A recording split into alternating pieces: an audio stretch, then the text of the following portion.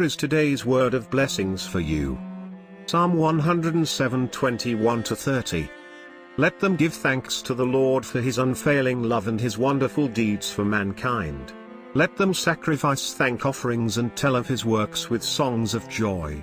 Some went out on the sea in ships, they were merchants on the mighty waters. They saw the works of the Lord, his wonderful deeds in the deep. For he spoke and stirred up a tempest that lifted high the waves. They mounted up to the heavens and went down to the depths, in their peril their courage melted away.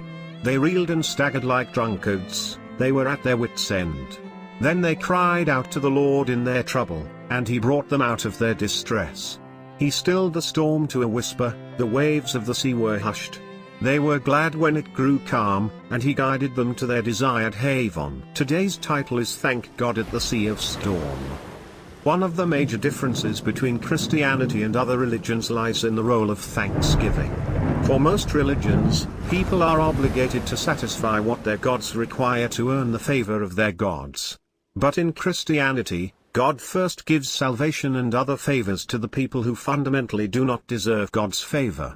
God doesn't require anything in return from people, but he expects them to have a thankful heart and love for God. Apostle Paul said that it is the will of God for us in Christ to be thankful in all circumstances. Today's psalm also has the theme of thanksgiving. It starts with a similar statement to that of Apostle Paul.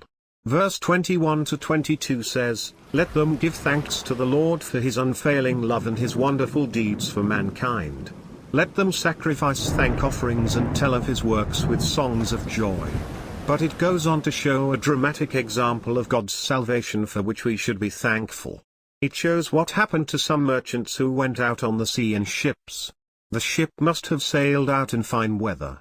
Everybody on the ship expected a safe voyage. We can picture in mind all the people aboard as confident and happy. Then all of a sudden, a tempest stormed the ship. As the tempest rages and roars, the ship mounted up to the heavens and went down to the depths in their peril. Their courage melted away.